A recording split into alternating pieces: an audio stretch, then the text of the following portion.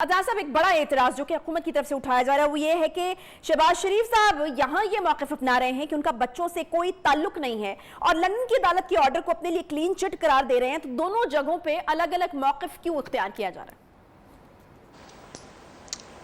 बहुत शुक्रिया, बड़ा पर्टिनेंट सवाल है। देखिए, पहली बात तो ये है कि जो यूके में तहकीकात की गई और शहबाज शरीफ ने वो नोट पढ़ के सुनाया कि वो सिर्फ सुलेमान शहबाज साहब के खिलाफ तहकीकात नहीं थी। शहबाज शरीफ साहब ने 3 फॉर्म साइन किए हैं जिधर उन्होंने शामिल तफ्तीश होने की कंसेंट दी है या रजामंदी का इजहार किया है कि आप मेरे अकाउंट की छानबीन कर लें, और तहकीकाती तमाम कागजों के ऊपर शहबाज शरीफ साहब का नाम दर्ज है। नंबर 1। नंबर 2, जो पाकिस्तान की अदालतों में स्टांस है वो हमारा स्टांस पहले नहीं आया। केसेस जब बिल्ड हुए तो केसेस गवर्नमेंट ने बिल्ड किए या नैब ने बिल्ड किए। नैब और गवर्नमेंट का आज तक ये मौकफ है कि शहबाज शरीफ साहब अपने बच्चों के बेनामीदार हैं, यानी प्रॉपर्टी बच्चों की, अकाउंट्स बच्चों के, मगर असल बेनिफिशियरी पीछे शहबाज शरीफ साहब हैं। ये मौकफ हुकूमत का आज के दिन भी पाकिस्तान की अदालतों के अंदर है। हम क्या कहते रहे? हम ये कहते रहे कि ये बात दुरुस्त नहीं है।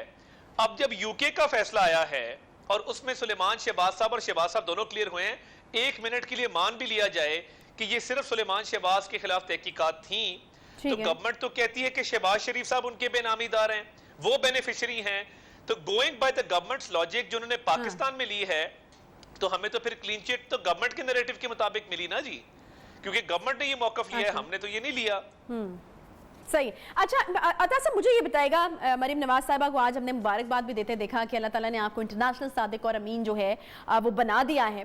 तो अगर ये फैसला शहबाज शरीफ के लिए क्लीन चिट है तो पाकिस्तान में जारी जो करप्शन के केसेस हैं, अता साहब किस तरह से मददगार हो सकता है ये फैसला? उन केसेस के ऊपर किस तरह से असरअंदाज होगा? जी, बड़ा अच्छा सवाल है। देखिए, पहली बात तो ये है कि जब तहकीकात का दायरा कार का तयन किया गया, उसके अंदर बहुत सारे शवाहिद ऐसे हैं जिसके अंदर एसेट रिकवरी यूनिट, जिसको शहजाद अकबर साहब हेड करते हैं, उन्होंने बहुत सारी तफसीलात फराहम की, तफ्तीश में सहूलतकार बने। और देखिए, गवर्नमेंट कहती है कि हम नहीं बने, तो फिर जो ऑन रिकॉर्ड दस्तावेजात हैं आपने जो प्रोवाइड किए हैं, एनसीए को क्यों किए और एनसीए ने क्यों आपसे लिए, अगर तहकीकात का मतलब पाकिस्तान के मामलात को डिस्कस करना नहीं था? नंबर 1। नंबर 2, जो डीजी नैब पंजाब सलीम शहजाद साहब की एनसीए के हुकाम के साथ मुलाकात है और उसके बाद ईमेल्स के जरिए खत्तो किताबत है, वो भी ऑन रिकॉर्ड है। वो तमाम तर इल्जामात उन्होंने दोहराए। तो देखिए, क्लीन चिट तो ये बाय ऑल मींस ये जो इसमें अता साहब आपका दूसरा वाला पॉइंट था ना, आपने कहा कि उनसे क्यों राब्ता किया, तो उन्होंने ये कहा है, उन्होंने कहा कि तहकीकात के सिलसिले में एसेट रिकवरी यूनिट जो है उससे राब्ता किया गया, मशकूक ट्रांजैक्शन की बुनियाद पर बैंक ने एनएसी को इत्तला की। नहीं, देखिए, ये बड़ा क्लियर है। ये मेरे पास कुछ दस्तावेजात है, मैं आपको भेज भी देता हूं। इसके अंदर लिखा है कि 7 अरब रुपए का जो मनी लॉन्ड्रिंग का रेफरेंस है नैब का, उसके हवाले से जो यूके में वो कहते हैं कि पैसा आया पैसा गया। क्योंकि देखिए, नैब का इल्जाम क्या है? नैब कहती जी टीटी लगवाई आपने पैसा यूके भेजा और यूके से वापस मंगवाया। अब यूके में 2 ट्रांजैक्शन हो रहे हैं, एक पैसा यूके में एंटर हो रहा है और एक फिर टीटी लग के वहां से एग्जिट हो रहा है बकौल इनके। अब इसमें इन्होंने जो प्रोसीड्स ऑफ क्राइम एक्ट है यूके का, उसके तहत इसकी इंक्वायरी की है और इसकी इन्वेस्टिगेशन की है और इसकी तफसील में गए हैं और ये relevant portion, further inquiries are ongoing. NCA को शक है, I suspect that the movement of funds in this way constitutes the commission of money laundering offences contrary to section फ्ला of the proceeds of crime act, जो कि वो कहते हैं कि इस ऑफेंस का हमें शक है, हम इसकी तहकीकात कर रहे हैं। एक तो बात ये हो गई। ठीक है। कोर्ट्स में देखिए, पाकिस्तानी कोर्ट्स, जब शहबाज शरीफ साहब को मनी लॉन्ड्रिंग और सासाजात के केस में बेल मिली, लाहौर हाई कोर्ट के फुल बेंच ने कहा कि इसमें करप्शन का तो इल्जाम ही नहीं है।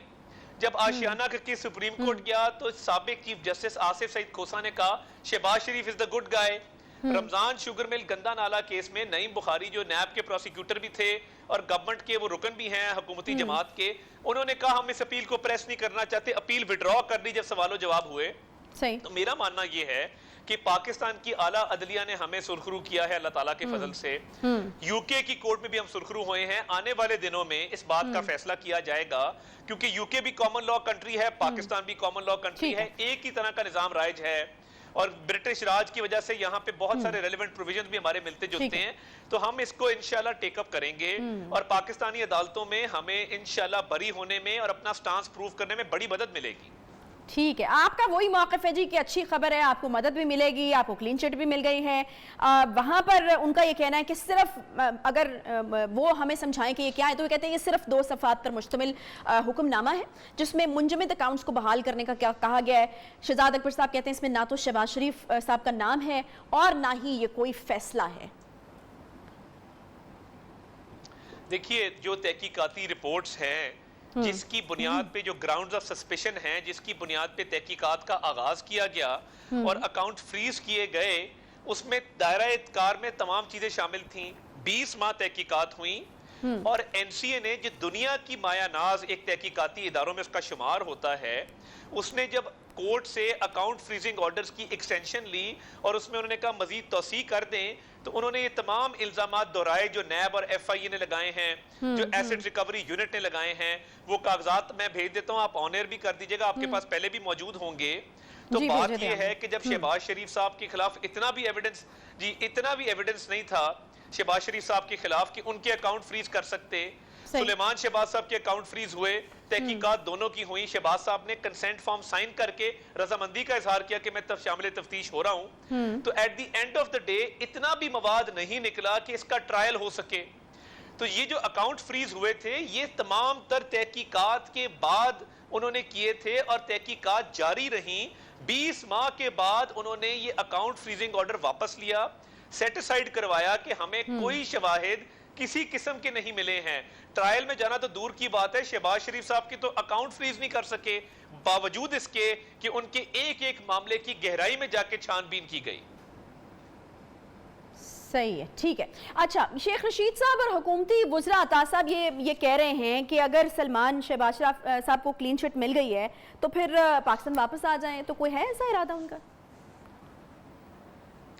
देखिए, एक तो सलेमान शहबाज कभी पब्लिक ऑफिस होल्डर नहीं रहे, कभी सरकारी ओहदा होल्ड नहीं किया, प्राइवेट बिजनेसमैन हैं, उनकी मर्जी वो जब मर्जी आए। मगर देखिए हकीकत क्या है कि यहाँ पे नैब न्याजी गठजोड़ के नतीजे में ऑपोजिशन के सारे रहनुमाओं को जेल भिजवा दिया गया। खुसरो बख्तियार के असासों के बारे में किसी ने नहीं पूछा। मालम जब्बा नैब कहता है चीफ सेक्रेटरी तहकीकात करे, बीआरटी में स्टे ऑर्डर है, फॉरेन फंडिंग में आप कहते हैं मामला सीगा राज में रखा जाए। आटा स्कैंडल, चीनी स्कैंडल, बिजली scandal, LNG scandal, ring road scandal, Lahore वॉल्टन airport scandal, अरबों रुपए के पब्लिक मनी के स्कैंडल है, नैब को वो नजर नहीं आते। और पूरी हुकूमत कह रही सलेमान शहबाज वापस आए, तो वो प्राइवेट बिजनेसमैन है, जब उनको लगेगा कि माहौल साजगार है वो बिल्कुल आ जाएंगे। ठीक है जी, ठीक है जी, बहुत शुक्रिया। अता तार साहब हमारे साथ मौजूद थे। अता तार साहब इसको बिल्कुल एक विक्ट्री करार देते हैं कि ये क्लीन चिट है। वो ये भी कहते हैं कि उनको यहाँ पर जो केसेस चल रहे हैं उनमें भी बहुत ज़्यादा मददगार जो है ये चीज़ साबित होगी। ये जो अकाउंट्स बहाल करने का एक ऑर्डर है, वो कह रहे हैं कि ये बड़ी मददगार साबित होगी।